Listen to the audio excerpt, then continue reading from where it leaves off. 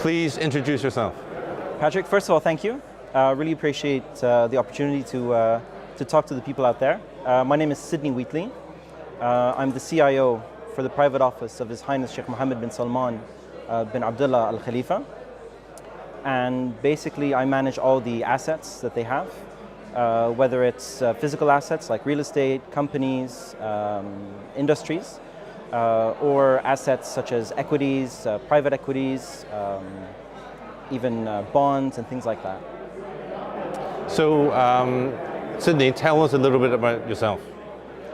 So I was born in Rosenberg, which is a very small village in the Netherlands. And I moved to Bahrain when I was 3 years old.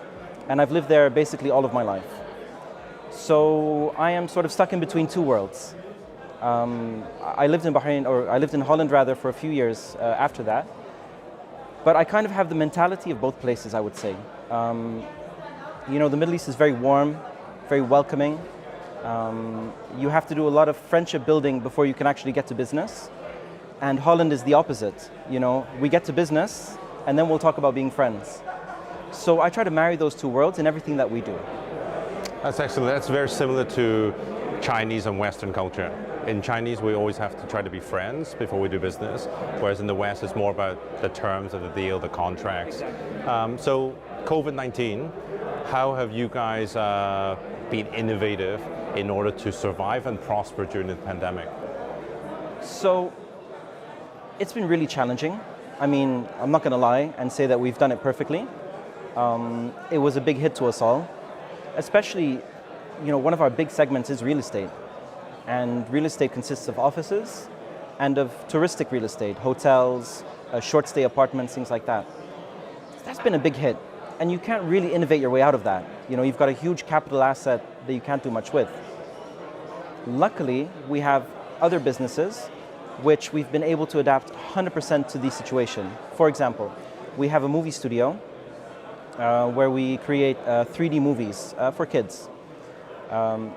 And that's actually a very intensive business where everybody is in the same place. You've got hundreds of designers in a room, and they're all working together very closely.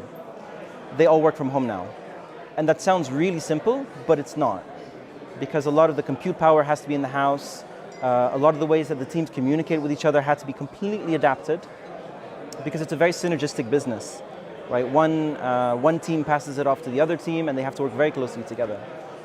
So we've been able to adapt very well to that. It took 3-4 months and a lot of investment, but we've been able to adapt. And actually, that's one of the booming businesses right now.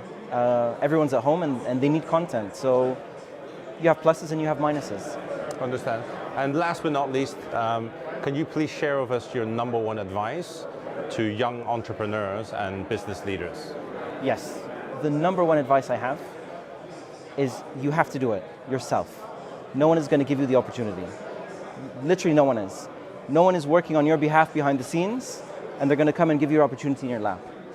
And I see that in a lot of young people, right? I'm lucky enough to teach a lot of master students and a lot of courses on innovation and entrepreneurship. And they always feel like, well, it'll come when it comes. It won't. It'll come when you make it come. You have to manifest your success. Maybe a little bit off topic, but think about Arnold Schwarzenegger. You know, I always think about him when I think about manifesting your success. Here you have an Austrian bodybuilder, didn't speak a word of English. He literally built himself up from nothing to be the #1 movie star in the world. And then he said, that's not enough. I'm going to be the governor of the state of California. No one gave it to him. He manifested it. He worked hard to make that happen. It's no different in entrepreneurship. You have to manifest the thing that you want to happen. That's my number one piece of advice. Everything else after that falls into place. Thank you, Sydney. So everyone, we have to manifest. That's the key takeaway. Thank you, Sydney. Appreciate it. Appreciate it. Thanks so much. Thank you.